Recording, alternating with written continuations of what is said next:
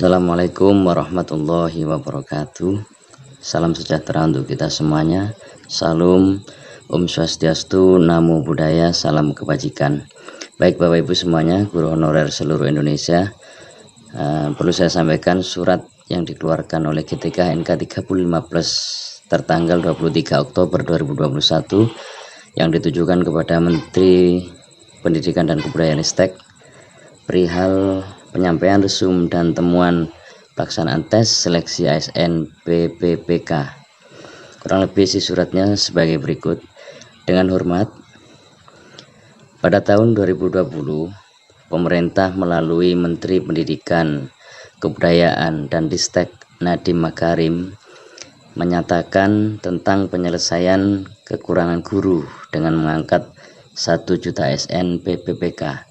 Hal ini memberikan secercah harapan status kepegawaian kepada guru honor untuk menjadi ASN sebagai bentuk penghargaan pemerintah kepada guru honorer dengan pengangkatan guru honorer menjadi ASN PPPK. Namun regulasi yang dibuat dalam pelaksanaan seleksi PPPK justru menimbulkan masalah baru bagi guru honorer di sekolah negeri. Terkait dengan hal tersebut, kami sampaikan beberapa fakta atau temuan di lapangan agar pemerintah meninjau kembali mekanisme pelaksanaan tes seleksi PPPK tahap 1 tahun 2021. Antara lain, 1. Pertanyaan mendasar kami adalah apa tujuan pemerintah akhirnya menurunkan passing grade kompetensi teknis pada tes seleksi PPPK tahap 1 tahun 2021, tapi lupa memberikan solusi kepada guru honorer yang sudah lulus passing grade, baik murni ataupun dengan tambahan afirmasi, atau bahkan sebelum adanya diturunkan passing grade akan tetapi belum memiliki formasi. Apakah pemerintah sudah lupa komitmennya untuk memiliki pegawai yang ber-SDM unggul? Apakah kriteria unggul itu diukur oleh angka? Bagaimana dengan pengalaman mengelola, manajemen, mengatasi masalah di lapangan, dan menghasilkan produk-produk unggul? Dalam hal ini adalah guru honorer meluluskan siswa yang berprestasi dan unggul. Ribuan guru honorer yang sudah mengabdi puluhan tahun dan lulus passing grade merupakan bukti bahwa kami layak menjadi ASN unggul. Tapi pemerintah tidak meluluskan kami, terkendala tidak ada formasi di sekolah induk walaupun sudah lulus passing grade. Poin kedua, tambahan afirmasi 100% Serdik untuk kompetensi teknis tidak tepat sasaran dan perbandingan penambahan afirmasi yang diberikan kepada guru honorer sangat tidak adil, yaitu yang pertama, afirmasi 100% kepada guru yang berserdik. Yang kedua, 15% kepada GTK honorer usia 35+. Yang ketiga, 10% kepada GTK XTHK 2. Yang keempat, 10% kepada GTK penyandang disabilitas. Contoh real di lapangan. Yang pertama di SMKN 1 Tulung, Klaten, Jawa Tengah, dibuka satu formasi ATR dengan 3 guru induk, si A, B, dan si C. GTT A dan B, mereka berusia 35 tahun. 35+, mengabdi, mengajar sejak 2010. Pengalaman menjabat sebagai kepala bidang program keahlian, hanya dapat tambahan afirmasi 15%. Sedang guru C usia di bawah 35 tahun dan baru mengabdi sejak 2019, namun memiliki serdik PPG Pracap mendapat tambahan afirmasi 100%. Karena sistem ranking, guru A dan B kalah seleksi karena guru C memiliki serdik PPG. Pada kenyataannya tanpa afirmasi apapun, guru A dan B sudah lebih unggul dibandingkan dengan guru C. Jadi kami mohon pemberian afirmasi ditinjau kembali. Poin B, di Kabupaten Pati, terkait yang serdik dapatkan afirmasi 100%. Terus terang itu sangat mencederai kami, para guru honorer yang ada di sekolah negeri, Karena apa? Karena kami dari Dikdas untuk bisa ikut PPG harus dapatkan minimal surat dari Kadisdik atau Bupati, Wali Kota. Sedangkan untuk teman-teman yang dari sekolah swasta yayasan, dengan mudahnya mereka dapatkan surat izin dari ketua yayasannya dan bisa digunakan untuk mengikuti PPG. Selain itu, yang tidak berkeadilan buat kami lagi, kenapa Serdik bisa digunakan poinnya di awal seleksi, atau kenapa tidak seperti CPNS, meskipun berserdik tapi tidak bisa lolos SKD, otomatis dia tidak bisa gunakan serdiknya di tahap SKP. Tapi di PPPK ini beda, tidak ada kompetisi sehat karena dari awal poin serdik langsung bisa digunakan tanpa melihat passing grade dari 3 kompetensi yang telah dipersyaratkan. Mereka yang berserdik mampu melampauinya atau tidak, mereka langsung dapatkan poin 500 di kompetensi teknis alias dapat nilai sempurna. 3. Dalam peraturan yang tertuang di Permen Pan RB nomor 28 tahun 2021 bahwa di tes seleksi tahap 1 pemerintah hanya memprioritaskan guru honorer di sekolah induk untuk mengisi kebutuhan formasi. Faktanya nilai hasil peserta tes seleksi guru honorer dari luar sekolah induk banyak yang jauh lebih tinggi dibandingkan dengan nilai guru honorer di sekolah induk. Namun pada akhirnya, dikarenakan adanya kebijakan pemerintah dalam tes seleksi PPPK tahap 1 ini hanya memprioritaskan guru honorer di sekolah negeri. 4. Semula Kemendikbudristek RI menyampaikan kuota pengangkatan ASN PPPK sebanyak 1 juta guru, kemudian dipangkas menjadi 507.000. Pemangkasan formasi yang diajukan oleh Pemda merugikan guru honorer yang tidak memiliki formasi di sekolah induknya. Walau mereka lulus passing grade, namun kalah dalam seleksi karena bukan peserta guru induk. Poin kelima, menurut Kepala BKN, ternyata Kemendikbud memberikan tanda flag prioritas dan tidak prioritas kepada guru honorer tanpa kriteria yang jelas sebelumnya. Poin 5, di beberapa sekolah negeri di Jawa Tengah ditemukan peserta tes yang satuan administrasi pangkalnya atau satmikal atau sekolah induk adalah sekolah swasta yang bersangkutan adalah guru tetap yayasan atau GTY, bersertifikat pendidik dan tunjangan profesi atas nama sekolah swasta. Namun karena administrasi kepala sekolah negeri jenjang SMK terutama diizinkan mengajar juga di sekolah negeri dan nama GTY tersebut tercatat pada Dapodik ganda. Ini tentu saja merugikan honorer yang ada di sekolah negeri dan menutup kesempatan honorer di sekolah negeri untuk mengisi formasi yang tersedia baik di sekolah induk maupun memperebutkan sisa formasi di sekolah lain pada seleksi tahap 2.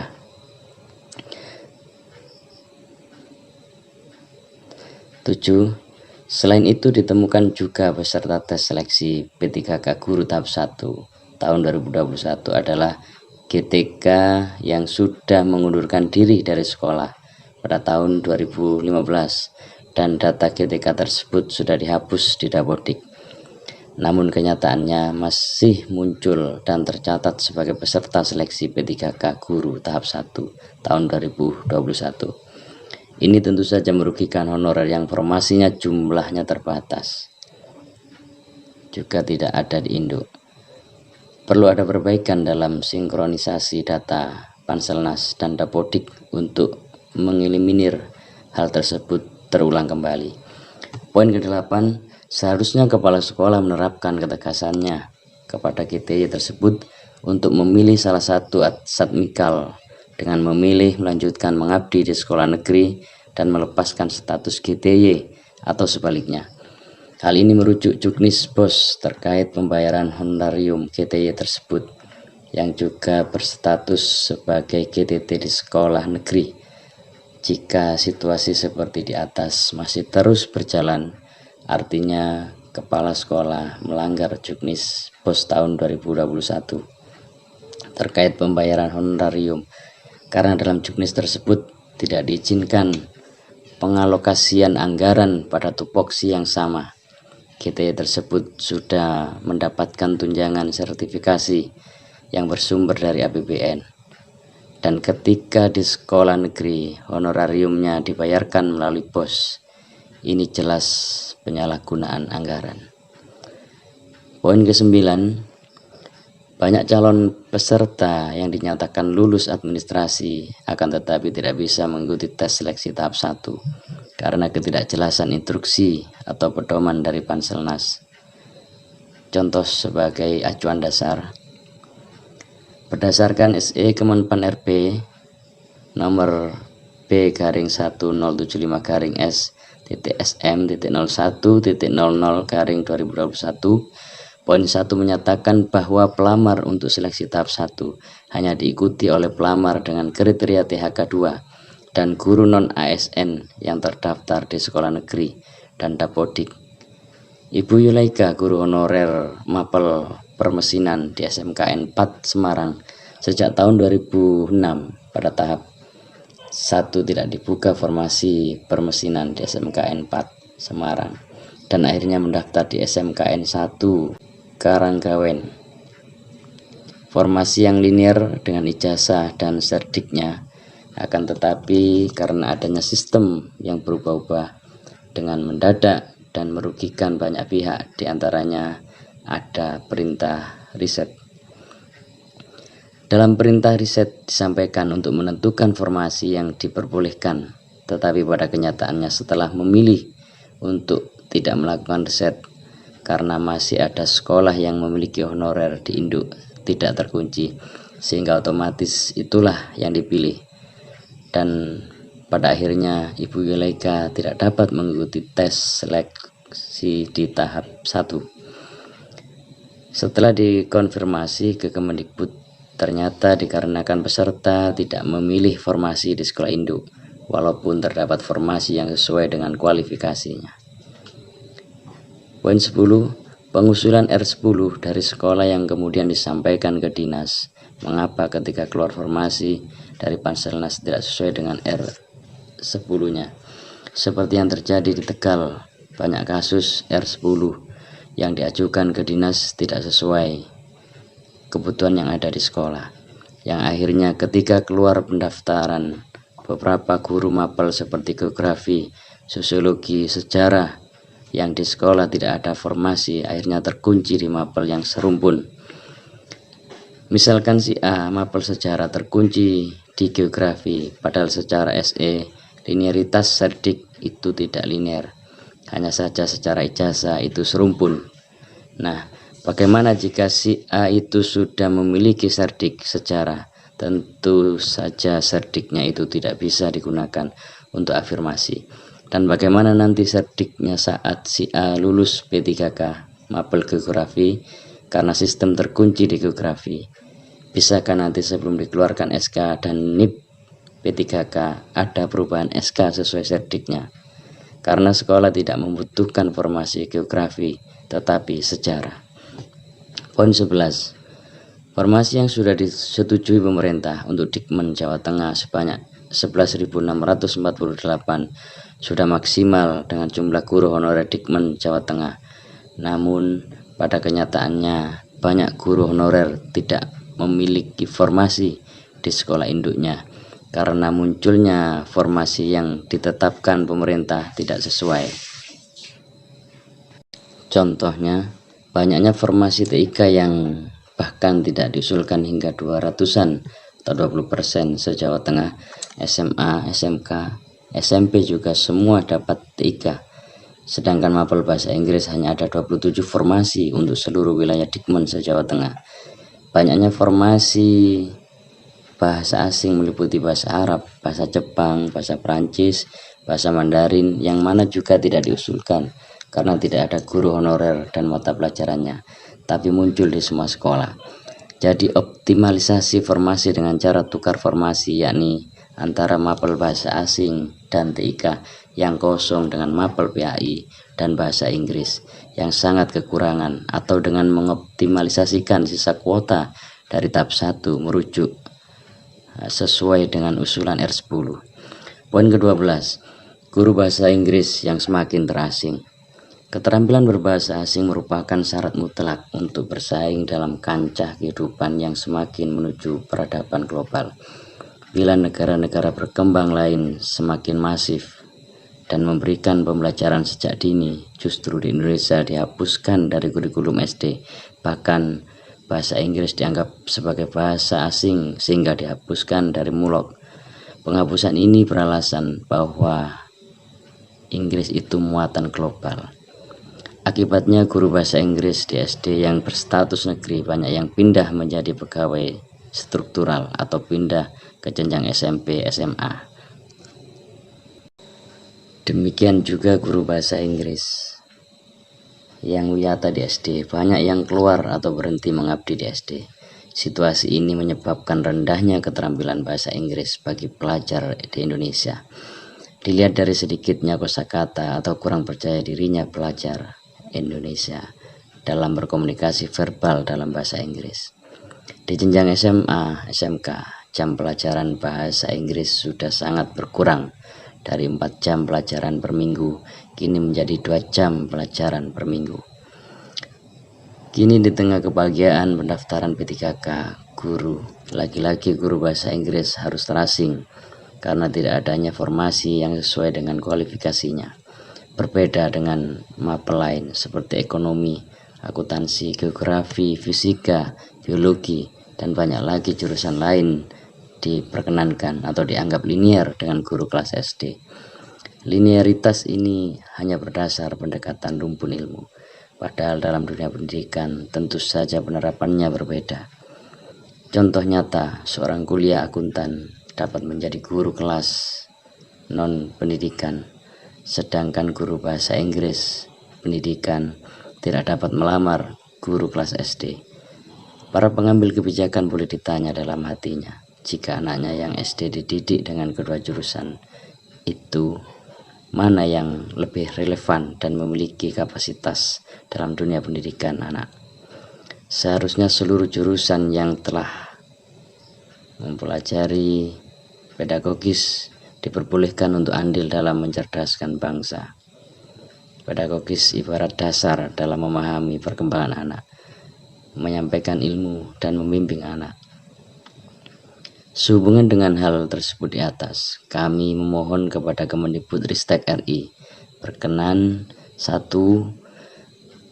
Memperjuangkan meluluskan seluruh peserta tes ASN PPPK tahap 1 tahun 2021 bagi guru honorer non kategori usia 35 tahun ke atas dari sekolah-sekolah negeri semua jenjang yang telah memenuhi passing grade baik dengan nilai murni ataupun dengan tambahan poin afirmasi, tetapi terkendala sistem ranking serta formasi untuk diangkat menjadi ASN PPPK dan ditempatkan di sekolah induk.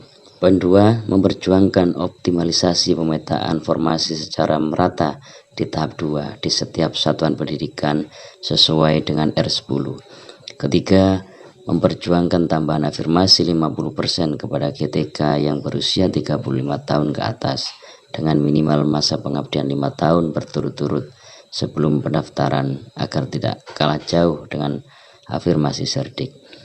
Keempat, memperjuangkan untuk tes seleksi tahap 2 hanya dikhususkan untuk guru honorer di sekolah negeri yang belum tes di tahap 1 dan guru honorer yang belum PG saja dari sekolah-sekolah negeri. Poin 5, mendesak pemerintah agar fokus dalam memenuhi kebutuhan kekurangan guru ASN dengan mengangkat guru honorer yang sudah passing grade menjadi ASN PPPK tahap 1 tahun 2021 sehingga tidak perlu lagi menghabiskan anggaran untuk menyeleksi lagi guru honorer yang sudah lulus passing grade. Demikian yang dapat kami sampaikan. Terima kasih atas perhatiannya dan semoga permohonan kami dapat dikabulkan. Jakarta, 23 Oktober 2021, Ketua Umum Haji Nasrullah Mukhtar dan Sekretaris Umum Tinon Wulandari. Bapak Ibu Guru seluruh Indonesia yang kami hormati, itulah surat yang dikeluarkan GTK NK 315 yang ditujukan kepada Mendikbudristek RI. Semoga kiranya surat ini bisa ditelaah sebaik mungkin dan apa yang menjadi harapan kita dikabulkan oleh Kemendikbudristek. Terima kasih, kurang lebihnya mohon maaf. Assalamualaikum warahmatullahi wabarakatuh. Salam sejahtera untuk kita semuanya. Salam, Om Swastiastu, Namo Buddhaya, salam kebajikan.